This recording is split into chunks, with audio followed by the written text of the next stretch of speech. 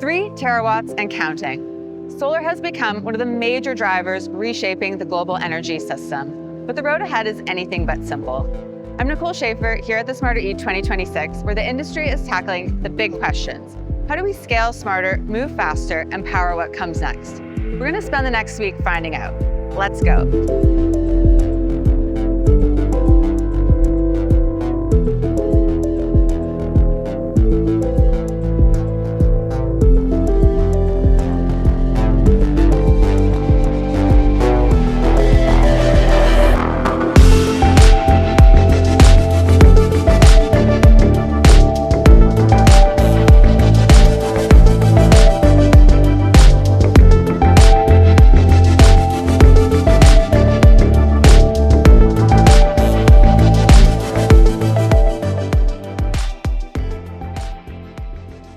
In Munich for the Smarter E 2026. I'm joined by Markus Elsässer, who's the CEO of Solar Promotion, which has been promoting the Smarter E into solar for many years. Markus, what are your expectations for this year's event?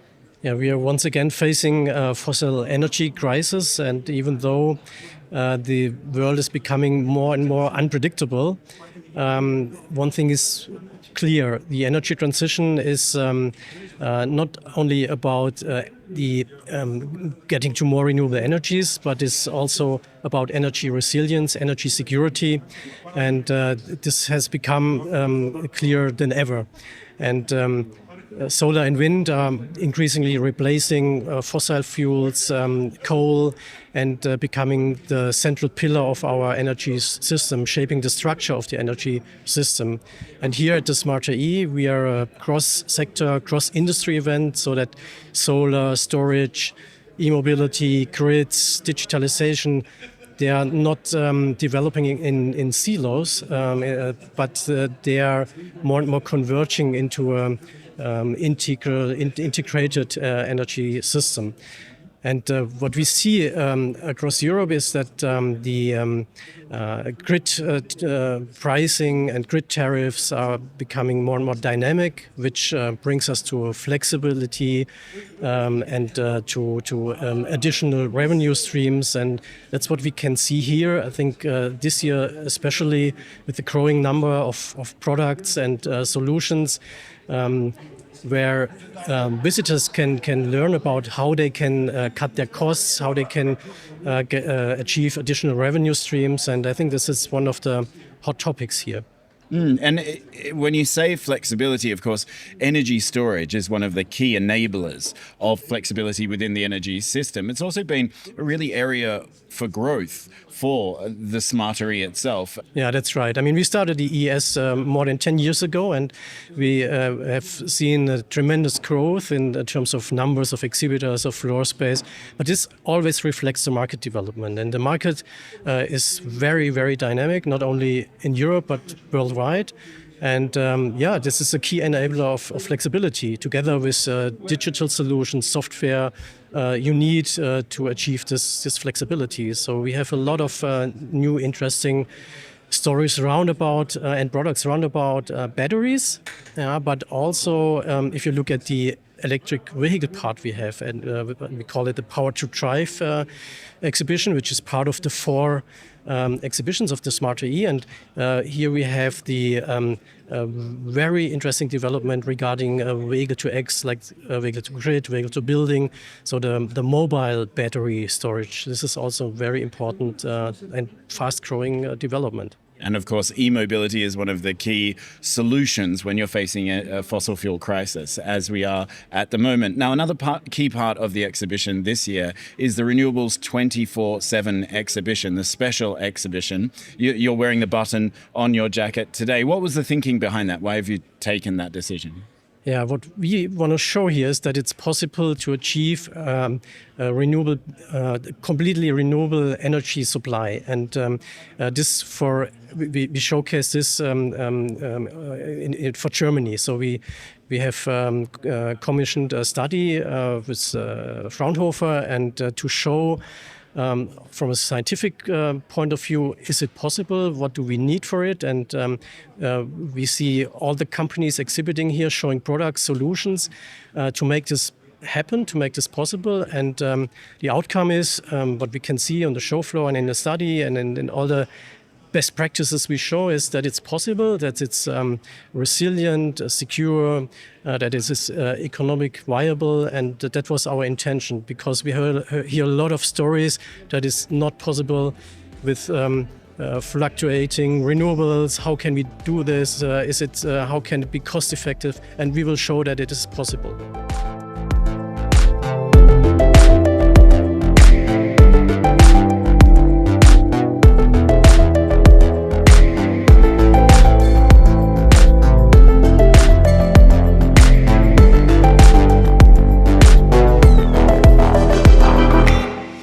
At the Smartery 2026, the organizers Solar Promotion have worked with Fraunhofer ISA to develop a new study looking into how Germany's energy system can be powered 24/7, 365 days a year by renewables. Charlotte Senkpiel is from Fraunhofer ISA, a senior scientist there, and was working on the study itself. Charlotte, thanks for joining the Smartery podcast. Thank you for inviting me here. Now, what approach did you take to carry out this study?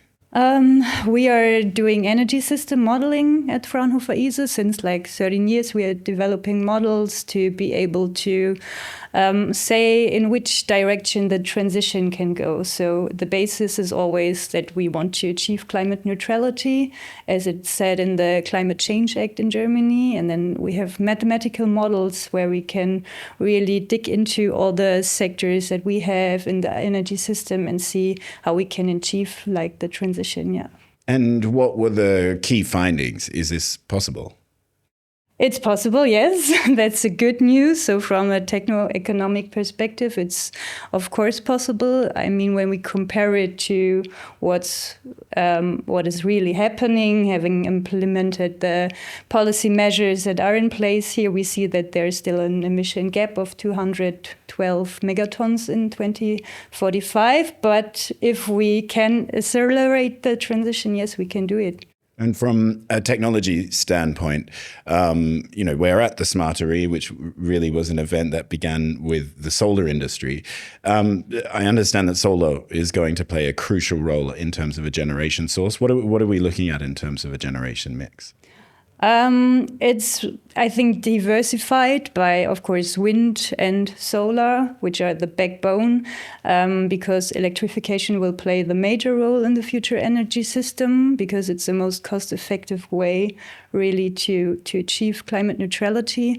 And then we see, of course, that we have, like, in the end-use sectors, there are heat pumps playing a big role in the building sector, in the industry sector, and so on, and electromobility, of course, and therefore we are going to an electric world if we really want to go to climate neutrality in a cost-effective way.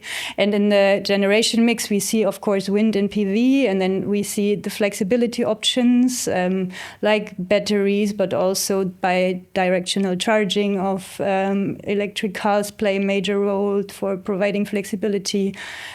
We see also, of course, biofuels will also play some role in the future energy system. I mean, the potential is not increasing, so we really have to take care on where do we use it and where do we use it for. And yeah, I think the main challenge now is really to get this flexibility done, because electricity consumption will decrease a lot from like now 440 terawatt hours to 1,600 if we really want to achieve it. And that, has a big challenge, or is a big challenge for the society and for the system. Yeah, it's a huge increase in electricity consumption, but not kind of primary energy consumption. We heard a presentation actually earlier in the week. Primary energy consumption will stay more or less stable in some global models that are carried out. But because electrification brings with it a lot of efficiency, right? We're using the energy much more efficiently in vehicles for heating and so on. that the whole system will actually be more energy efficient. Yeah, that's absolutely true. So today we are still having 67% of fossil fuel dependency in Germany. And when we compare then primary energy demand from today to 2045, we see a decrease, which is because a much more efficient energy system that we see. I mean, also some synthetic energy carriers will play a role because we need kind of backup system and long-term storage and so on. So there we do not have like this really high efficiencies, but yeah, compared to today's system, we are on a good way when we go towards electrification.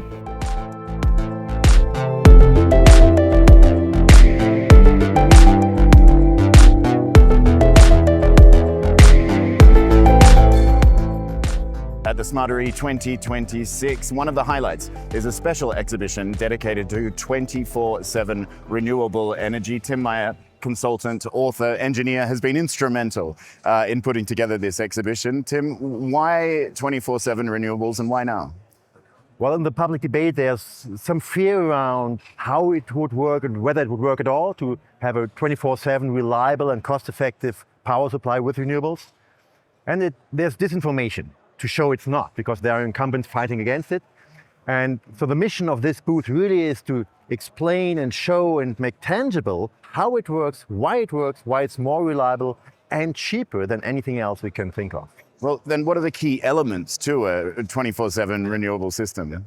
So my standard message is flexibility is the new gold, right? So in a system where volatile energy like wind and sun dominate, you need as a complementary element flexibility. It could be storage, plenty of storage around on this trade fair.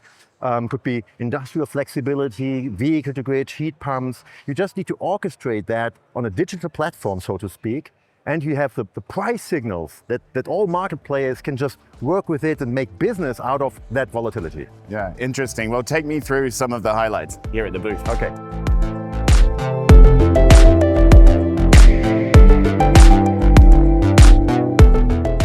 Well, there's an EV behind me and there's a lot of interest in the electro-mobility halls here at the Smarter E. Vehicle-to-grid is one of the emerging applications or emerging use cases. Tim, give me a bit of a status update. Where are we at with vehicle-to-grid application? Vehicle-to-grid is relatively complex. Many elements need to fit together. And we see massive progress now in availability of the required charging infrastructure, the specialized wall boxes. Now car manufacturers, of course, have that feature built in more and more models. And last but not least, utilities or service companies starting to bundle that to offerings so that you have a tariff, you can just have a vehicle-to-grid.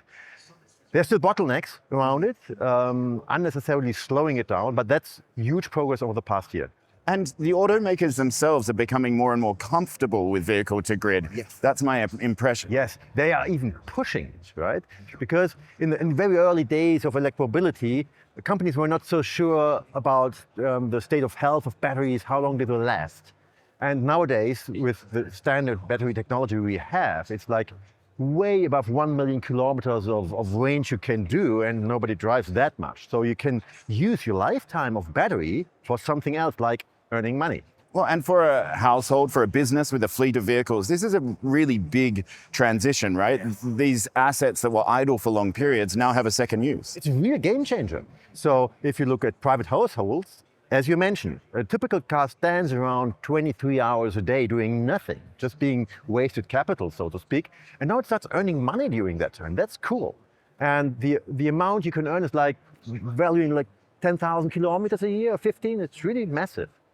For companies, logistics, you can optimize your fleet management, your electricity purchasing, even on site with your. That's really a new world opening up by using cars as an element of the energy system. Well, and vehicle to home as well, where you can use your vehicle as a kind of battery backup for the home. That might be a kind of first step for many households. Yeah, I fully agree. And there's a very good feature with a bad feeling it makes. It's reliable.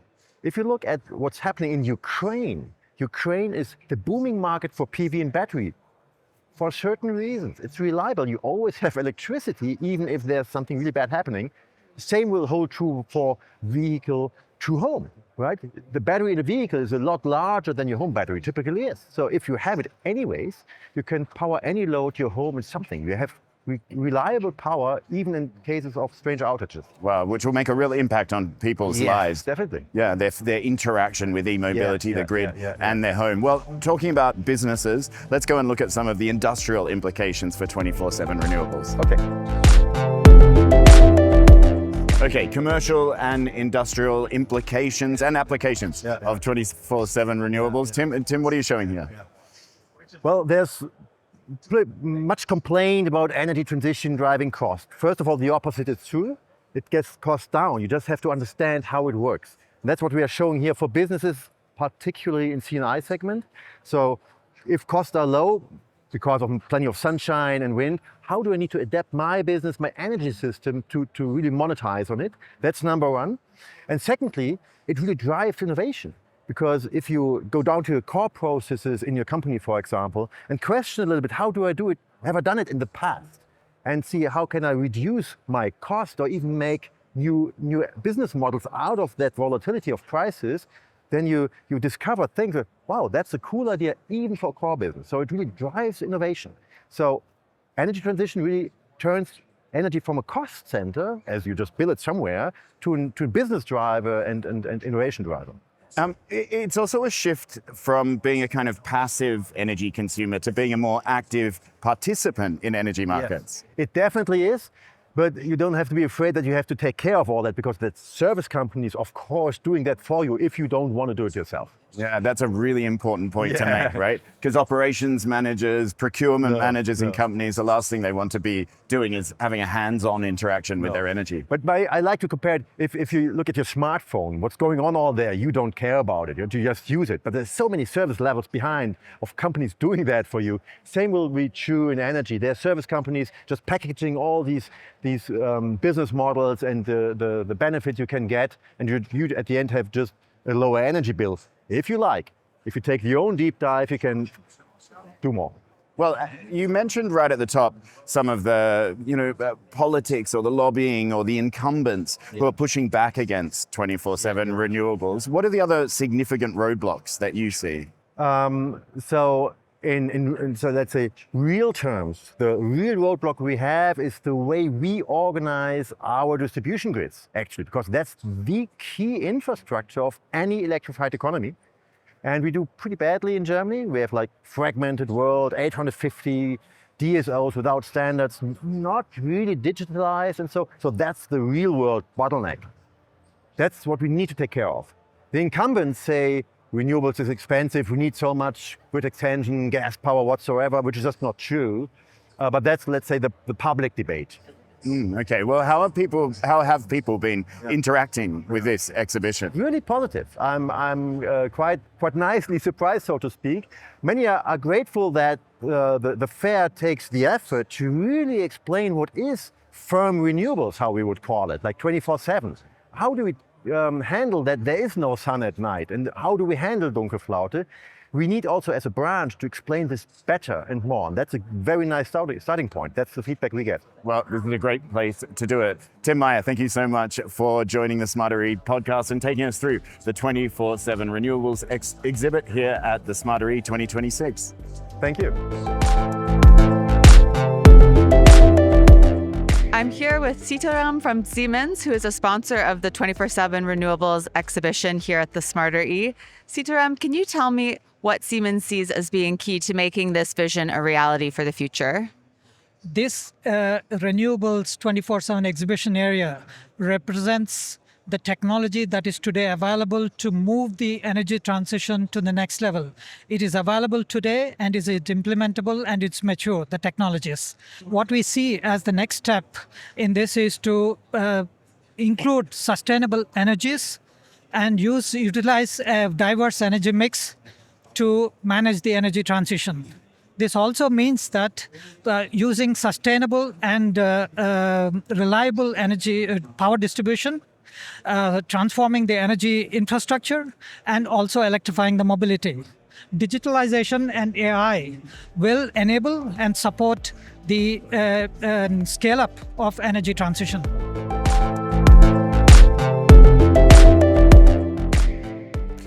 I'm here with Stefan from Fenecon, another sponsor of the 24/7 Renewables exhibition. Tell me, Stefan, what does Fenecon see as being essential to making this vision a reality? But the energy transition is not about one single technology. It's really about how they interact with each other. And we as Fenecon, since 15 years, we concentrate on energy storage systems from small scale residential up to commercial and industrial scale, and with a tight integration of energy management system. So this is really how we can bring the storage flexibility into the grid. And what does grid integration require? So what we really need is strong transmission grids, of course. So this is required on a physical level. And on a logical level, we need very good price signals for energy price and power pricing. And this is how we can combine then all of this and having local optimizers really supporting the grid. Great, thank you.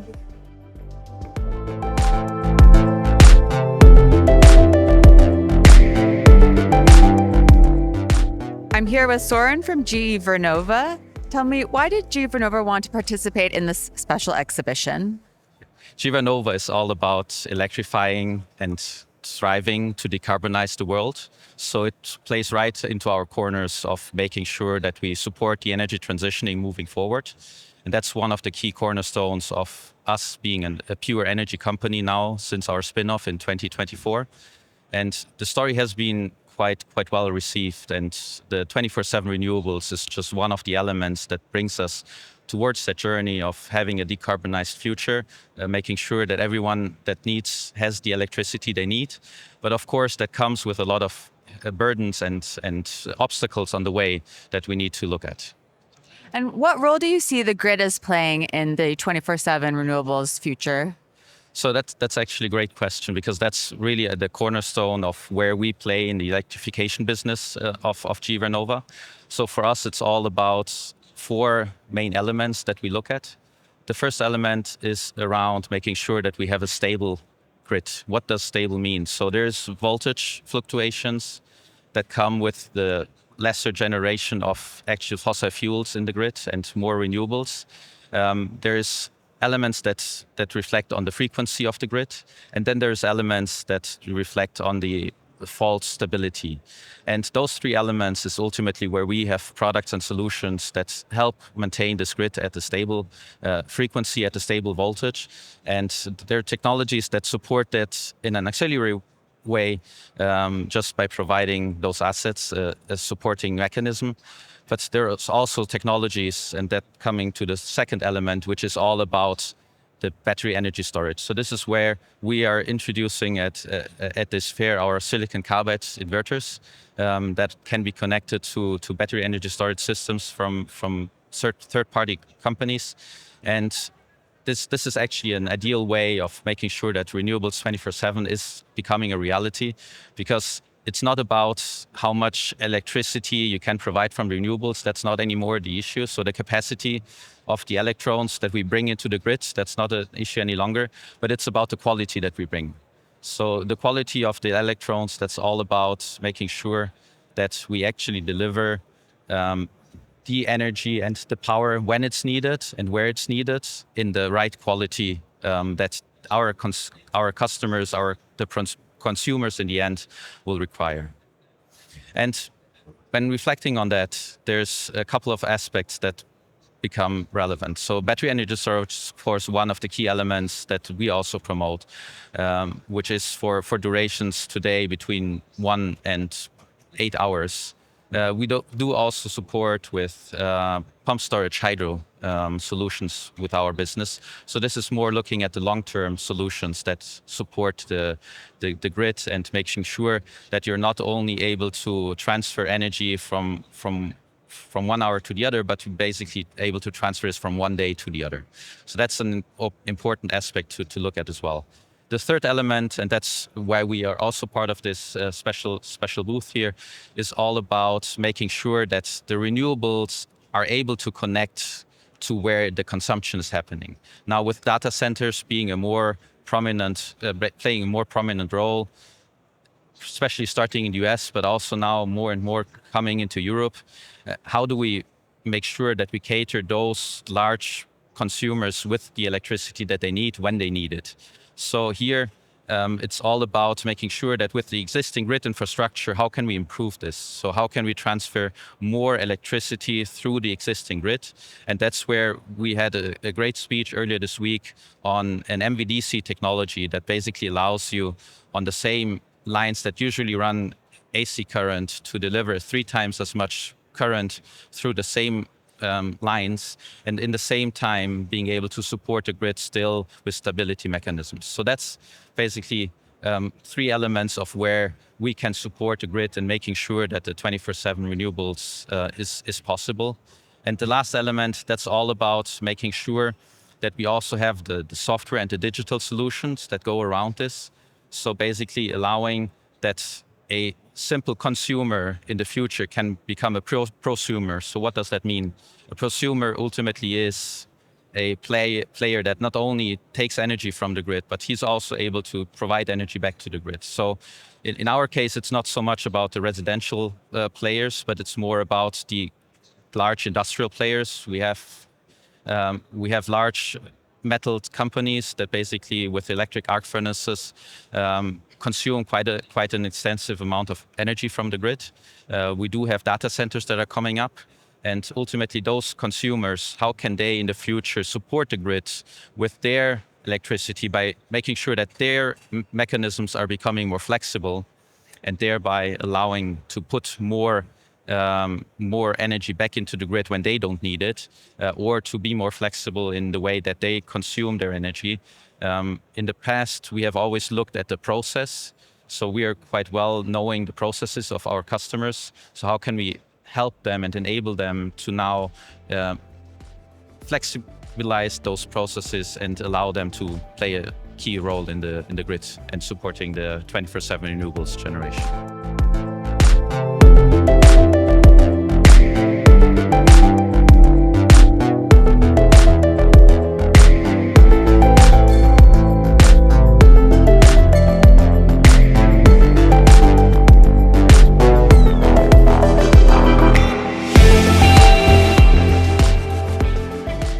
Well, it's the final day of the Smarter E 2026. Things are beginning to wind down, although there's still a lot of people here. And I'm joined by Markus Elsässer, the founder and CEO of Solar Promotion, which hosts the Smarter E each year. What are your reflections as the show begins to wind down of the event this year?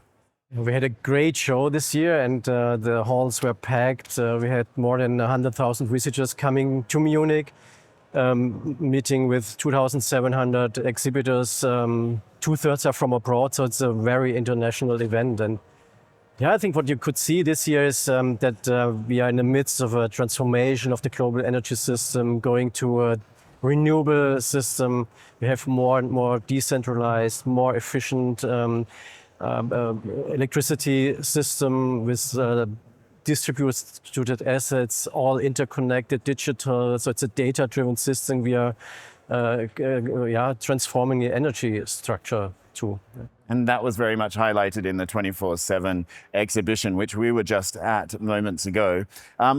Also, a lot of energy around mobility. There were, every time I went through the Power to Drive halls, they were absolutely thronging with people, and booths just packed with people checking out EV chargers and the whole infrastructure that will be required for the e-mobility revolution. Can you feel the energy behind that segment also? Yeah, definitely. So it's a fast-growing sector, and e-mobility becomes part of the energy system, and that's what you can see here. It's not only about smart charging; it's also about bidirectional charging. And so we have so much storage capacity driving around in these EVs, and we are making use of it in this through this bidirectional charging. And yeah, that's really a fast-growing market.